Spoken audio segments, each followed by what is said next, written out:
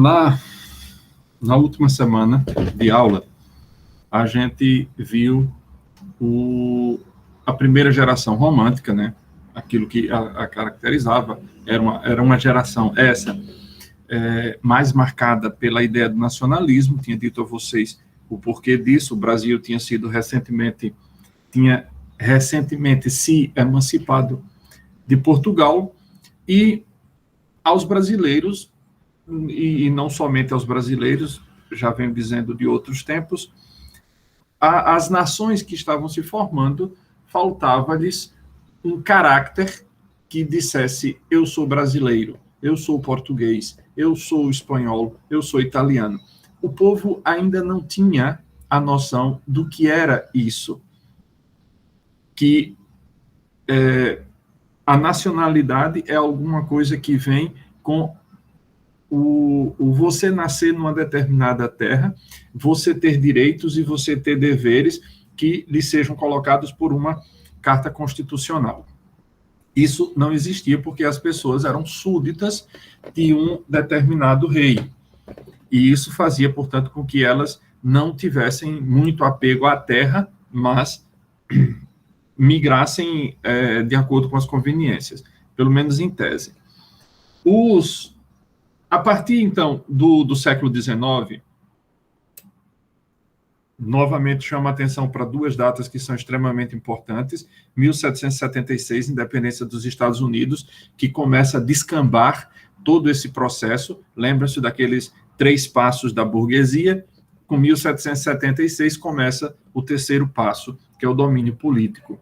E aí, 1789, recebe a inspiração da Revolução Francesa, apesar de que os métodos da Revolução Francesa foram extremamente violentos em comparação com o que acontecera nos Estados Unidos, muito embora esses dois eventos sejam extremamente importantes para o que vai acontecer aqui no século XIX, mas esses eventos caracterizam outro movimento, que é o neoclassicismo ou arcadismo.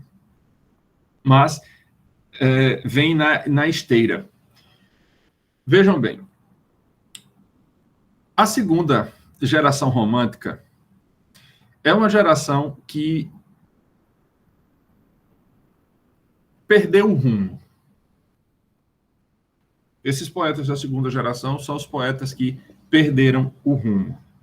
Eu tenho alguns slides, depois eu mostro. Eu não sei se para essa aula de hoje vai dar tempo, mas talvez, porque hoje a gente só tem 20 minutos, e na próxima aula, amanhã... essa semana vai ter prova. Eu estava agora terminando de ajeitar os exercícios. Então, eu acho que eu devo ter elaborado alguma coisa perto de 50, 60 questões, que dessas questões vão ser selecionadas 8 para serem vocês... o sistema mesmo vai escolher, vocês não vão ter que escolher, o sistema vai escolher 8 questões para vocês responderem. Então, se vocês já fizeram aquilo que eu venho indicando durante a leitura do livro, já foram anotando as coisas que vocês acharam importante durante as aulas, durante a leitura que vocês foram fazendo, a prova não terá dificuldade. Serão 2 tentativas, cada tentativa tem 60 minutos, são 8 questões e valerá a maior nota. Valerá a maior nota. Quer dizer, a melhor nota, né? Se você tirar 8 e acha que podia fazer melhor, aí faz a segunda tentativa e tira 6, vai valer o 8. Sim, Herbert, por isso que eu disse no início que vocês fizessem as coisas das páginas do livro, o índice. A prova é toda tirada do livro, não desses exercícios que feito, não. Ela é tirada do texto. Então, vocês, como eu disse, não percam muito tempo. Noutra ocasião eu já falei disso. Não percam muito tempo indo atrás das respostas dessas questões na internet, porque nenhuma delas foram tags de questões já feitas e que estejam disponíveis na internet. Todas elas eu mesmo as elaborei com base no material. Portanto, a única coisa de que vocês vão precisar para fazer essa prova é o livro e as anotações que vocês fizeram para facilitar a busca. Quem estiver achando, é com consulta, vai ser fácil, redondamente enganado. Tem muita gente nessa prova que tira 3, tira 2, tira 0, porque não deu ouvidos ao que eu disse no início. Mas bora lá. Assim que amanhã, eu estava terminando agora, estou faltando só organizar algumas coisas nas questões, e amanhã, às 6 horas, 6h20, o questionário fica disponível. Amanhã, terça-feira, ele vai ficar disponível até sábado. Então, as 2 tentativas que vocês têm, vocês podem fazê-la em qualquer dia. O que eu aconselho vocês é que não vão fazer isso. Se você um dia for tentar, a internet sua não estiver boa e caiu, não tente naquele mesmo dia. Faça no outro dia a segunda tentativa. Aí vamos lá. O que é que acontece com essa segunda geração? Eu disse para vocês que nessa geração eles começam a perder o rumo. Enquanto a primeira geração tem um ideal de dar um sentido de nacionalidade às pessoas, lembrem-se de toda aquela história que a gente já viu na introdução do romantismo, que eu disse que eles eram artistas, eles queriam viver de arte, viver do que eles produziam. Então, eles tinham interesse de que a obra dele fosse lida pelo maior número de pessoas possível, diferente do que vai acontecer nas gerações anteriores, que só um pequeno grupo tinha acesso, porque também pequena era a quantidade de alfabetizados. Agora não. A alfabetização aumentou, mais pessoas têm acesso à leitura, mais pessoas têm acesso aos livros, a imprensa barateou demasiadamente as coisas, o acesso a isso, mas um dos nichos que mais souberam se aproveitar desses artistas, desses camaradas que queriam viver de arte, foram os jornais. Por que isso? Porque os jornais quiseram abarcar outro público, que não aquele público que estava interessado nas coisas de política, ou de quanto estava o preço do café na Bolsa Internacional. Então, eles queriam também atrair um público que tivesse interessado em outras coisas além dessas, de mortes, de política ou de dinheiro. E aí, quiseram trazer para o seu público leitor e também as mulheres. E, para isso, esses poetas, esses artistas, vieram muito bem a calhar, porque eles escreviam e publicavam os poetas, obviamente, com maior frequência do que os que escreviam romances. A gente vai ver isso melhor, eu acho que agora no segundo bimestre ou início do terceiro. A gente vai ver isso melhor, eu não tenho bem claro aqui, mas aí no cigarro está tudo organizadozinho, e aí vocês veem. Então, amanhã a prova será liberada, a gente termina o conteúdo da segunda geração amanhã, e aí vocês verão isso. Mas, então, o que é que acontece? Eu geralmente gosto de ver as 3 gerações para a gente fazer uma prova com as 3 gerações, mas como teve esse feriado que pegou a nossa semana de aula, que foi dia 11 e dia 12, atrapalhou todos os meus planos. Mas aí, vamos lá. A gente tinha visto que as características... Só um instante, viu?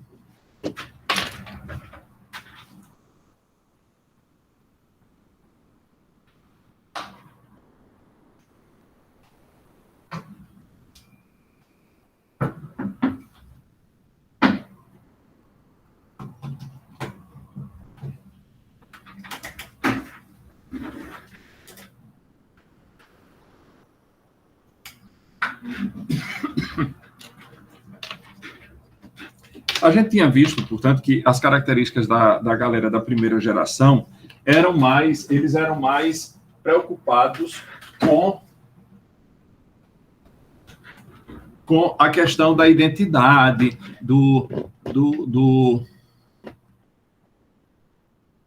a questão do índio, tudo aquilo que de formar essa identidade nacional. Quando a gente chega nessa segunda geração, o que acontece é que eles não estão muito preocupados com o nacionalismo, com as ideias que estavam presentes. Aqui, se a primeira geração era uma geração, como eu disse para vocês, individualista, subjetivista e nacionalista e indianista, essa segunda geração vai levar o subjetivismo e o individualismo às últimas consequências. E vão acrescentar mais algo, que é a fuga da realidade. Então, quando a gente viu as características gerais do romantismo, que eu compartilhei uma tela com vocês em que estavam essas características gerais, estava a fuga da realidade através do sonho, da morte, da natureza e do tempo. Não quer dizer que todas essas características haverão de acontecer numa única geração e num único autor. Os autores, ou as gerações, vão escolher alguns. A segunda geração é marcada pela fuga através da morte e da loucura. De fato, aqui, autor e obra termina não se separando, não tendo uma noção muito clara desses indivíduos. E aí, vejam, a gente tem um indivíduo, um nome, que eu falei dele noutra vez, que é o Lord Byron, George Gordon Byron, que é ele nasce em 1788 e morre em 1824, esse Lord Byron. Era inglês e era um camarada que viajava bastante pelo mundo, e ele se encantou pelas paisagens devastadas, especialmente essas devastações causadas pela guerra. Aí, quando a gente olha para a obra byroniana, eu estou falando dessa obra porque ela vai influenciar muito decisivamente a galera da segunda geração. Quando a gente olha para o herói byroniano, é uma personagem, como acontece frequentemente na literatura, mas muito mais fortemente aqui no romantismo, nas três gerações. Lembra-se que eu disse para vocês que o índio que existe na poesia ou na literatura não tem nada a ver com o índio que existe na realidade. Aquele índio que está na obra, quando você pegar para ler, se você um dia tiver curiosidade de ler o Birajara, Iracema, de José de Alencar, e você vai encontrar o índio, você vai olhar para aquele índio e dizer, mas que espécie de índio é esse? Porque ele não parece absolutamente nada que você conheça, com um índio com quem você tenha tido contato. Porque aquele índio, na verdade, só existe na cabeça do autor. Lembram-se que, na Europa, os autores pegaram os heróis medievais e trouxeram para colocá-los como modelos a serem seguidos pelas pessoas nessa construção da identidade nacional? Pois, a gente não tendo uma Idade Média aqui no Brasil, também não era conveniente recorrer aos heróis que estavam do outro lado do oceano, porque aí você não estava moldando as pessoas com um herói nacional. O que os artistas da primeira geração romântica fazem é criar um herói a partir do nada. Os europeus tinham a vantagem que os heróis já existiam. Todos os heróis que foram retomados pelo romantismo europeu eram heróis que já existiam nas novelas de cavalaria, que já existiam nas lendas. Eles só aproveitaram esses heróis, trazendo e dizendo para o povo, olha, isso é o modelo, isso é aquilo que a gente espera que seja o povo português, que seja o povo espanhol, que seja o povo italiano. Bem, aqui no Brasil acontecia o inconveniente, talvez, de a gente não ter esses heróis anteriores à chegada dos portugueses. Portanto, ao período medieval. É uma das fugas, né? A fuga através do tempo. Eles voltam no tempo para a Idade Média, aonde vão buscar os fundamentos da sua civilização e da sua civilidade. É a primeira fuga, a fuga através do tempo. A fuga através da natureza meio que não vai acontecer muito na Europa, porque eles já tinham devastado, nesse período, praticamente todas as reservas florestais que existiam. Aqui Aí a fuga através da natureza vai acontecer, porque você vai colocar na natureza, tudo isso é da primeira geração, colocar na natureza tudo aquilo que de mais primoroso existe no nosso mundo, especialmente no novo mundo, né, no Brasil. E aí, essa personagem, o herói romântico, é um herói inventado. É um herói que os caras da primeira geração tiveram que criar do nada. Tiveram que dar aos índios, quer dizer, do nada é também uma forçação de barra minha muito grande. Porque o que é que eles fizeram? Pegaram as características das lendas que eles já conheciam, obviamente, da Europa, dos cavaleiros medievais, dos autores românticos com os quais eles tinham contato de Portugal, de Espanha e de França, as características desses heróis românticos que estavam lá em Portugal, e Espanha e em França, eles trouxeram e fizeram-nas características dos índios. Então, o índio, que você vai ver lá, por exemplo, em Iracema, a Índia, né, no caso Iracema, é uma perfeita dama da sociedade, muito embora viva numa floresta.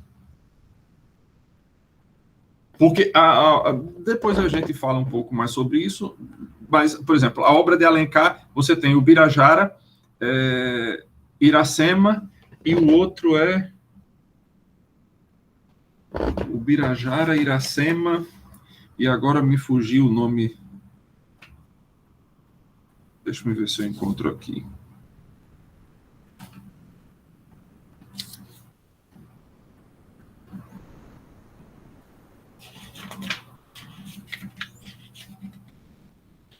Mas aí do romance. A gente vai falar do romance depois. Não tem para que eu falar disso agora, não. A gente está na poesia. Não, Macunaíma é do modernismo. E aí, vejam lá. Eu estava falando do herói byroniano, né? Que o herói é uma personagem idealizada, porém, a diferença que existe entre o herói da segunda geração com o herói da primeira geração é o seguinte: o herói da primeira geração, o índio principalmente, é um herói perfeito. Ele é o modelo a ser imitado. O que fazem os caras da segunda geração, imitando Byron? O herói é imperfeito. Ele é um ser humano. Ele tem os defeitos, tem as raivas, tem os momentos de fraqueza. É um ser humano. Os atributos desse herói byroniano são grande talento e paixão, aversão pela sociedade, é um cara que odeia a sociedade, ele quer fugir dela, que é a mesma coisa que vai acontecer. Essa segunda geração é marcada pelo tédio, pela agonia. É a geração do... Como é a palavra que é muito... Da depressão. Esses caras eram depressivos. Eles viviam... tinham que estudar, porque a gente vive... O Brasil ainda hoje, assim como os países de origem portuguesa e espanhola, vivem como que uma necessidade doentia de ter um diploma, de fazer um bacharelado, de fazer uma licenciatura. Parece que você, se não tiver um canudo, um diploma de universidade, você não é ninguém. Até hoje a gente ouve das mães, estude para ser alguém. Isso é uma doença que tem, já caracterizada, eu citei na aula passada um livro de Gilberto Freire, chamado Casa Grande de Senzala. Ele já criticava isso, dizendo que os portugueses trouxeram consigo essa doença, e aí os pais pegaram os filhos. Aqui no Brasil só tinha 4 lugares onde havia faculdades: o Recife, a Faculdade de Direito, Medicina na Bahia, o Rio de Janeiro, que era a capital do Império, tinha 2, que era uma de medicina e engenharia, e em São Paulo tinha de engenharia, no Largo de São Francisco, eu acho. Bom, e aí, todo mundo que tivesse aqui no Brasil, ou que fosse para Portugal ou Espanha, como é o que acontece com Gonçalves Dias. Gonçalves Dias, aquele da canção do exílio, é obrigado pelos pais a ir estudar em Lisboa, e lá ele se sente exilado. Então, quando ele faz aquela canção do exílio, eu falei na última aula, né? Minha terra tem palmeiras onde canta o sabiá. Ele estava se sentindo, lembre-se, é o subjetivismo. Ele está se sentindo, então ele está. Que é muita coisa do que acontece hoje, né? Você se sente uma coisa, então a sociedade inteira é obrigada a aceitar aquilo que você acha que você é. E aí, essa geração byroniana é uma geração, a segunda geração também chamada, eu gosto de chamá-la de ultrarromantismo. Vocês vão ver muito essa palavra ultrarromantismo escrita, especialmente na prova, e também acho que no livro tem bastante, ou também a chamada de geração do mal do século. Caracterizou-se por obsessão à morte, sentimento de tédio, pessimismo, individualismo, melancolia e morbidez. Tudo característica de alguém que já está ou está caminhando para a depressão. Esses autores, a grande maioria desses da segunda geração, morrem antes de chegar aos 30 anos. Por motivos mais simples. Eles não se preocupavam com a saúde, não se alimentavam direito, bebiam demais, andavam na zona, passavam a noite, dormiam quando a zona fechava, o dono os empurrava, jogavam no esgoto, e ali eles passavam a noite bêbados, terminavam adoecendo, pegando pneumonia, doenças venéreas. Então, era uma galera que estava despreocupada de tudo na vida. E muitos deles morrem, por exemplo, Álvares de Azevedo morre antes de completar 24 anos. Estava indo para a faculdade, levou uma queda do cavalo, teve uma fratura exposta, em vez de ir para o hospital, foi para a zona. E aí morreu de uma infecção gravíssima na perna, que depois não tinha mais salvação.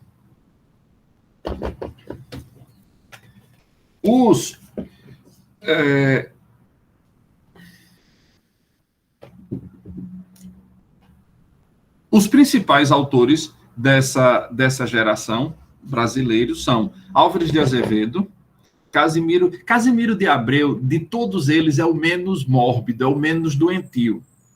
Apesar de que ele é muito melancólico, muito saudosista. Ele imagina, é aquele camarada que imagina que as coisas do passado são melhores do que as de hoje.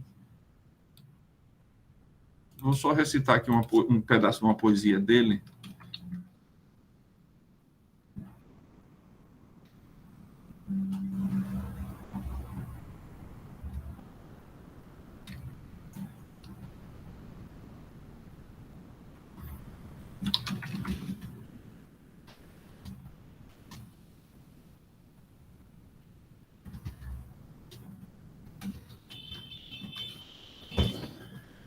Chamada Lira dos Meus 8 Anos.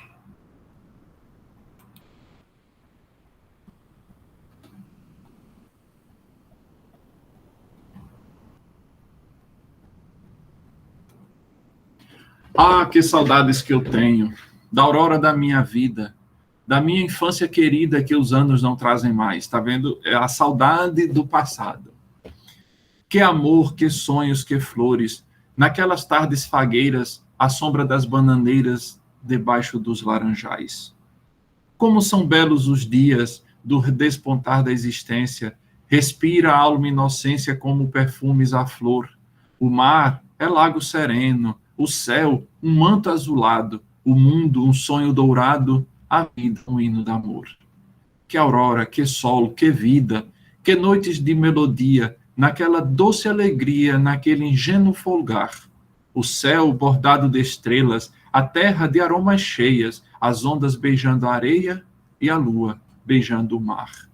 Ó dias da minha infância, ó meu céu de primavera, que doce a vida não era nessa risonha manhã, em vez das mágoas de agora. Vejam, antigamente era melhor, porque era uma primavera, a melhor estação do ano.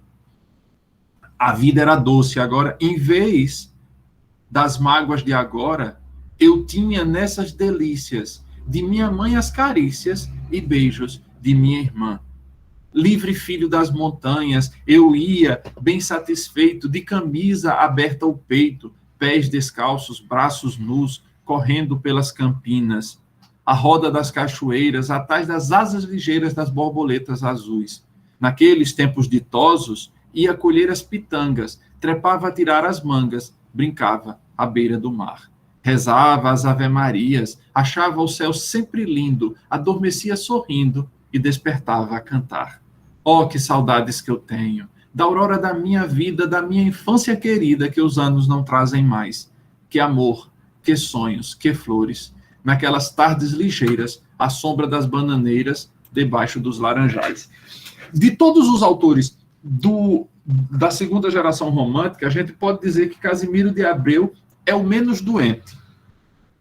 Era um saudosista.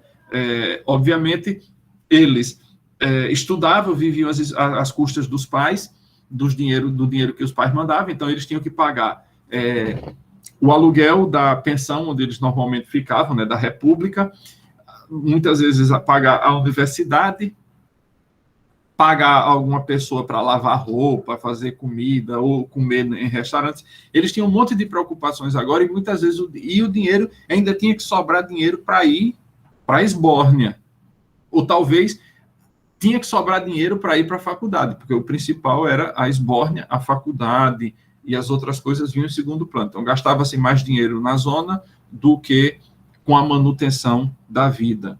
E aí descuidavam-se. Casimiro de Abreu é um espírito menos dessa época, mas incluído, porque é aquele que está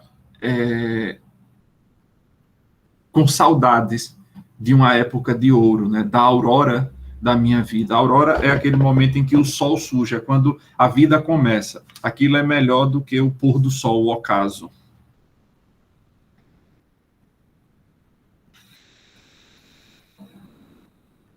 Essa geração, guardem isso, é uma geração mais introspectiva. Lembram-se que eu disse no início da aula que eles levam o subjetivismo... Qual geração? A segunda, a gente está na segunda geração. Beleza.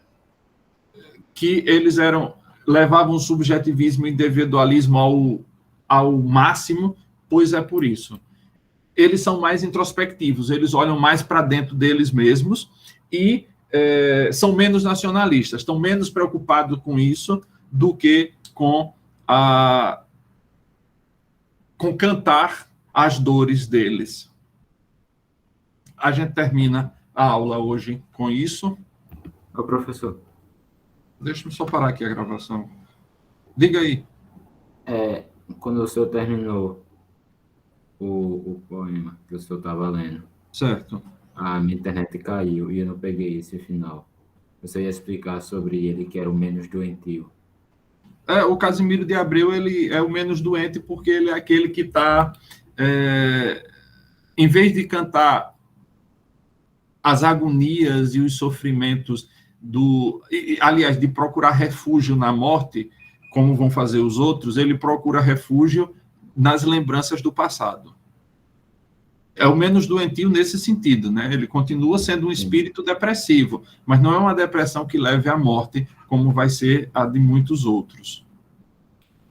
Tá certo.